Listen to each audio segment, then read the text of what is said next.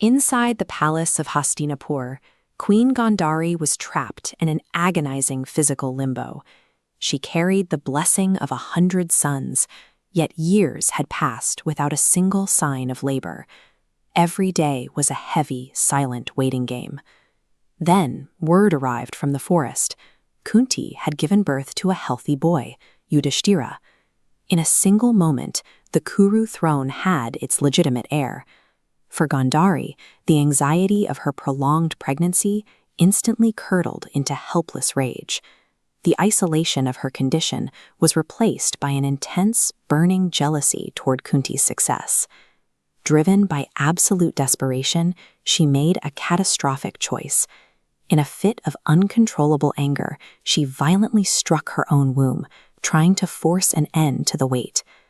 Long before the armies assembled at Kurukshetra, the first blood of the Mahabharata was drawn in a royal bedchamber. This moment transformed a political succession race into a deeply personal blood feud, proving the empire's collapse was rooted in these early, private acts of violence. The physical consequence of that strike was terrifying. Gandhari did not deliver a child. Instead, she birthed a massive, cold mass of flesh, as dense and unyielding as a lump of iron.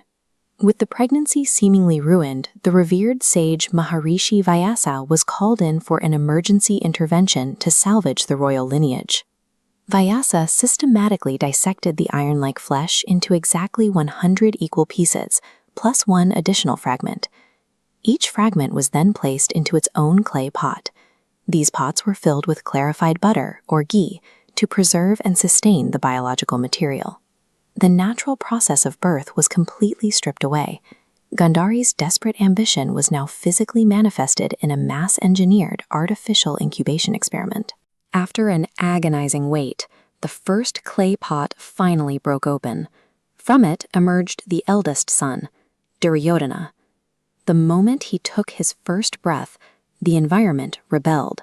Ferocious, tearing windstorms ripped through Hastinapur without warning.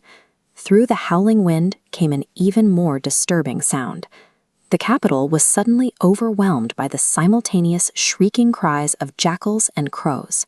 The royal scholars and astrologers classified these specific anomalies as severe omens, pointing directly toward the total collapse of the state. The violent nature of his environment mirrored the unnatural mechanics of his incubation. Duryodhana entered the world as a living catalyst for chaos.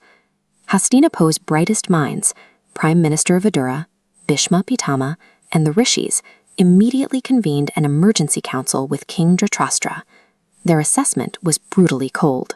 They demanded the king abandon this firstborn child immediately to protect the public and ensure the survival of the empire. Dhritarashtra found himself paralyzed.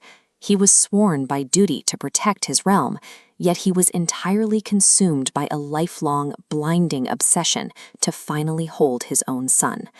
He made his choice. Rejecting the counsel of the empire's wisest advisors, Dhritarashtra placed his personal attachment above the survival of his kingdom. That single decision locked in an unstoppable chain reaction. One by one, the remaining 99 Kaurava brothers were born, followed finally by a single daughter, Dushala. These brick foundations are all that remains of the kingdom the scholars warned would fall. By ignoring the consensus of his advisors to satisfy a personal obsession, Dhritarashtra effectively prioritized his family's rise over his empire's endurance. Next time, we'll watch these seeds of resentment germinate. As the Kauravas and Pandavas grow up in the same palace, a deadly childhood rivalry between Duryodhana and Bhima takes root. Like, comment, share, or subscribe to the Akpati Files.